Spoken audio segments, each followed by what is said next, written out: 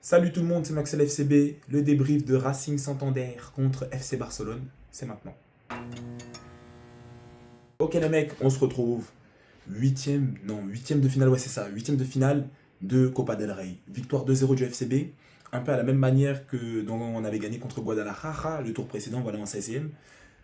Le premier but des livreurs qui ouvre la situation et qui force l'adversaire à enfin attaquer et à laisser plus de failles, à ouvrir voilà, son jeu, voilà, à s'ouvrir. Et donc voilà tout simplement le deuxième but qui vient pour terminer le travail après un craquage de l'adversaire. Et souvent le deuxième but il arrive et c'est souvent la fin du match juste après. But de Ferran, but de Lamine Yamal. Le match de Fermin, les gars, c'est.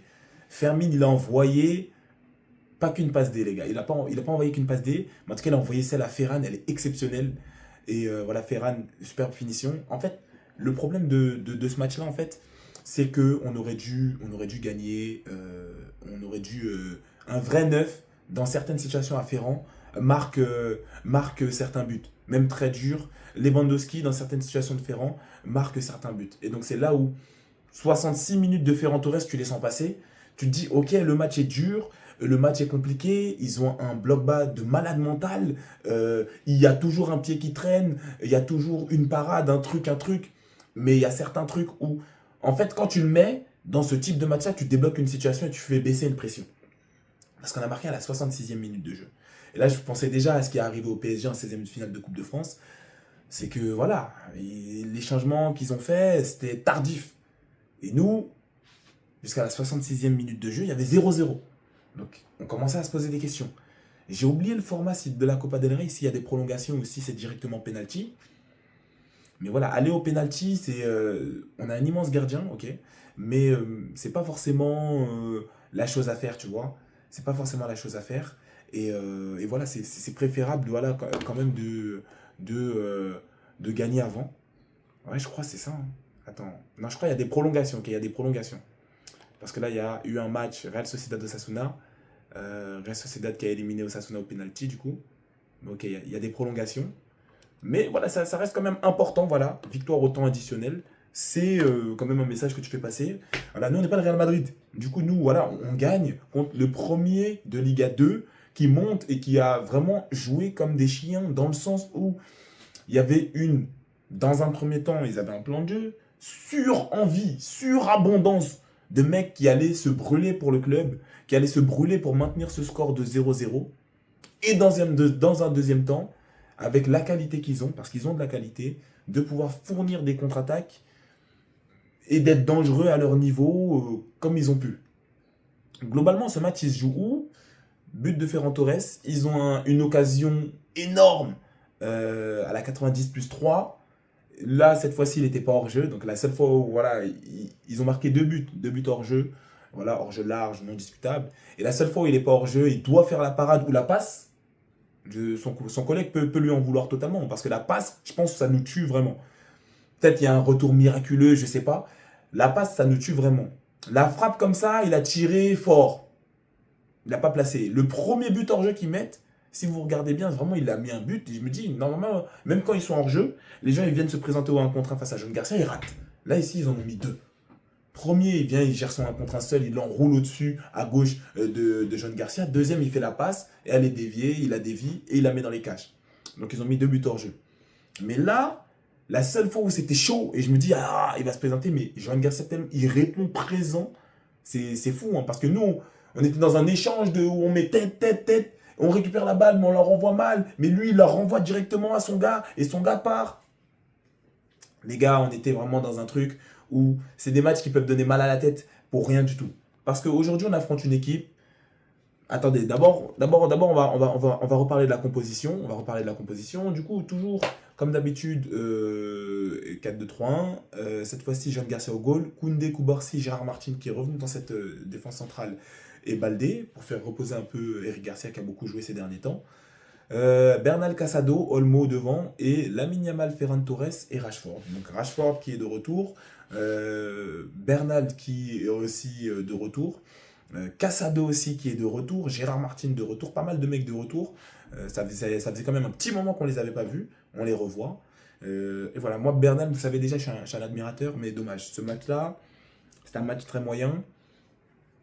Il n'avait pas besoin de faire ce qu'il a fait. Il l'a fait, c'est-à-dire, voilà, il y a des touches en trop, des contrôles un peu. Là, c'était pas un match comme ça. C'est un match où lui, il devait gérer un peu le tempo tranquillement, mettre ses petits crochets, petites feintes à la Busquets et envoyer la balle de l'autre côté.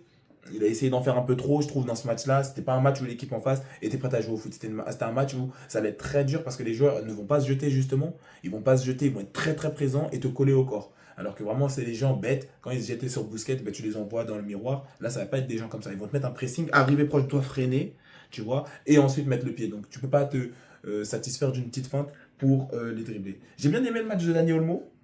J'ai bien aimé le match de Dani Olmo. Lamine Yamal qui a mis un peu de temps à passer, voilà, comme d'habitude, il met un peu de temps à passer son latéral, mais dès qu'il commence à le passer, en fait, c'était assez compliqué parce que voilà, prise à deux, plus derrière, eux, ils sont en 4-4-2, mais il est vraiment ultra compact. Donc il y a vraiment tout le temps des pieds, tout le temps, tout le temps, tout le temps des pieds.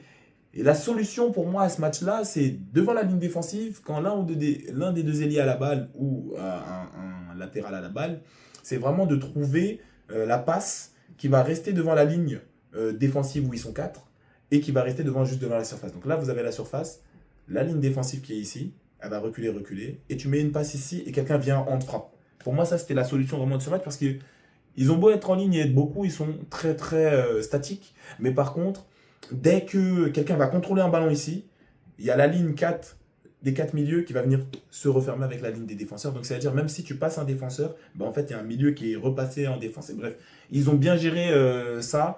Si c'était ça, en tout cas, leur plan de jeu. Voilà, de l'ultra-défense. Et c'est des matchs voilà, insupportables à regarder. Hein. En vrai, on marque à la 66e, mais on a eu plusieurs occasions. À un moment, la double parade du gardien, c'est le truc où tu te dis, mais qu'est-ce qu'il y a? Laissez-nous gagner, laissez-nous vivre. Nous, voilà, nous, on vous veut rien de mal. Et voilà, tu as des gens en face qui défendent comme des chiens, qui vont mettre le pied, le truc, le truc, le truc. On a eu une triple action à un moment, il l'arrête quand même. Derrière eux, ils n'ont pas été très dangereux, à part pour la frappe à la 90 plus 3, enfin le face-à-face. C'est leur seule action franche pour moi, qu'ils ont raté. Que Joan Garcia a arrêté, donc merci à lui. Tu vois, ça, c'est des matchs, encore une fois, c'est Chesney. Voilà, peut-être 1-1, après c'est bizarre, on va en prolongation, bon, on gère autrement, tu vois. Là, ici, c'est arrêté, donc ça permet de gagner, totalement. C'est ça, arrêter cette frappe, ça permet de gagner. Parce qu'en fait, c'est le truc où ça énerve tellement de prendre un but comme ça. Tu te dis, ils ont rien fait, rien produit de A à Z. Ils défendent juste comme des chiens à la mort. Et ils viennent comme ça, ils nous mettent un but en mode 1, en mode au même niveau. Non, ça énerve trop. Et donc le mental est atteint. Et donc après, à partir de ce moment-là, c'est un peu dangereux. Mais globalement, on avait le pied sur la balle. Ils ont essayé vite fait un petit pressing. En vrai de vrai, ils savaient qu'ils ne pouvaient pas la récupérer. Ils ne peuvent pas récupérer le ballon. Et voilà, de l'autre côté, voilà. Ils ont eu des belles phases d'abord de possession de balle quand ils récupéraient le ballon de nos offensives. D'abord de maintenir la balle, d'abord une petite possession. Parce qu'ils ont compris que envoyer bêtement, ça allait servir à rien. Ils allaient se découvrir plus tôt. Et nous, on allait faire une contre-attaque éclair et marquer. Donc, d'abord, on prend une petite possession. Et ça, c'est via un crochet, via un dribble léger. Et donc, via de la technique. C'est ce qu'ils ont fait. D'abord, ils prenaient possession du ballon. Je t'efface un peu et je crée une action concrète. D'abord, on est en possession, même très, très rapidement, hein, très légère. Et ensuite, maintenant, on envoie la balle. C'est pas on envoie directement, bêtement. C'est d'abord on récupère et ensuite on crée un truc qui peut paraître un peu dangereux, sinon ça sert à rien, c'est le Barça. Même si la défense n'est pas la meilleure défense du monde, ils vont bien se gérer, tactiquement c'est très fort, et donc ils vont récupérer ce ballon assez simplement. Preuve en est, la possession de balle, 77-23, voilà, ils n'ont pas du tout eu le ballon. Et voilà, malheureusement pour eux, voilà, on les a mis hors jeu dans dans les bons moments où il le fallait. Derrière, voilà, on a réussi à gagner. Ferran Torres qui marque juste après, il sort. Ça veut dire en fait, c'est assez marrant. Et voilà, on a pu économiser les joueurs qu'on a pu. Koundé, en soi, Koundé, je commence à entreapercevoir ses limites. Même si c'est pas je commence là maintenant, mais Koundé, c'est assez compliqué. Ça sent qu'il a besoin de repos. Il n'a pas pour l'instant de latéral qui peut permettre de le faire reposer. C'est comme Baldé. Baldé n'évolue plus. C'est triste de le dire. À un moment, il pouvait foncer tout seul dans l'axe. Baldé n'évolue plus. Il se contente de faire que ce qu'il sait faire. Et ça aussi, c'est préoccupant. Donc, c'est-à-dire les latéraux, là où Gérard Martin essaye de se réinventer, même Koubarsi, dans une certaine mesure, qui, voilà, il s'est rasé, peut-être il va être un peu plus carré, un peu plus correct, il va essayer de s'améliorer aussi, tu vois. Du côté des latéraux, voilà, Koundé, il a atteint franchement ses limites, et en fatigue et en mental, tu vois. Euh, Même si techniquement, des fois, il te sort des trucs où tu dis, ah, mais voilà, en fait, tu vois, il a au moins ce petit truc-là, mais Baldé, pas du tout, tu vois. Et Baldé, il n'a même pas le petit truc où tu te dis, ah, voilà, il a sorti un petit truc. Il l'a fait rapidement en début d'année, où il commence à dribbler un peu, des centres en retrait, il a mis deux passes D à deux matchs d'affilée, mais c'est un mec qui évolue plus. Le problème Ferran Torres, c'est quoi? C'est que dans des matchs comme ça où on a besoin d'un but, parce que c'est des matchs qui se jouent à un but, puisque voilà, c'est un ultra bloc bas en face, Ferran Torres, là, il te l'a mis tard. Tu vois, on aurait pu être puni si l'équipe est un peu plus forte, on peut totalement être puni et être mené au score. Ferran Torres ne peut pas être du tout le 9 titulaire du Barça, mais Lewandowski va se barrer l'année prochaine. Donc, il y a un problème qui se pose aussi là-bas où il va falloir voir qui on recrute à ce poste-là. Le problème de Ferran Torres, c'est qu'il va quand même mettre 20 buts à la saison. Tu vois, il va quand même mettre 20 buts à la saison. Je crois qu'il a déjà 13 buts en Liga, donc ça veut dire que c'est des trucs qu'il est même plus très loin.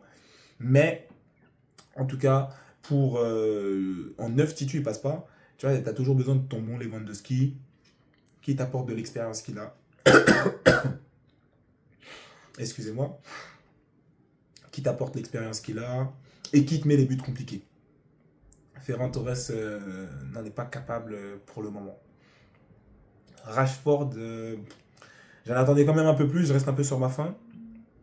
Et voilà, sinon, rentrée de Pedri, Pedri, un moment qui nous fait le pinceau magnifique, qui virevolte entre les joueurs. Comme d'habitude, très parfait. J'ai kiffé l'entrée de Fermin Lopez aussi, on n'en parlera pas beaucoup. Mais j'ai kiffé aussi également, très fort. Et surtout la passe qu'il a mis à Ferran Torres pour débloquer la situation dans un premier temps. Rafinha ici qui vient rattraper la bourde de la Yamal à la fin pour conclure le match. Bon, ben globalement, voilà, c'était un match affreux à regarder parce que voilà, t'avais envie de marquer, t'es frustré, mais le Barça l'a fait. Et je suis content, on passe en quart. En tout cas, les gars, c'est tout pour ce débrief. Si vous avez kiffé, n'hésitez pas. Tu likes, partages, tu commentes, tu t'abonnes. Tu donnes la force, lien de mon TikTok en description. Prenez soin de vous et des vôtres. Et à plus pour la prochaine vidéo.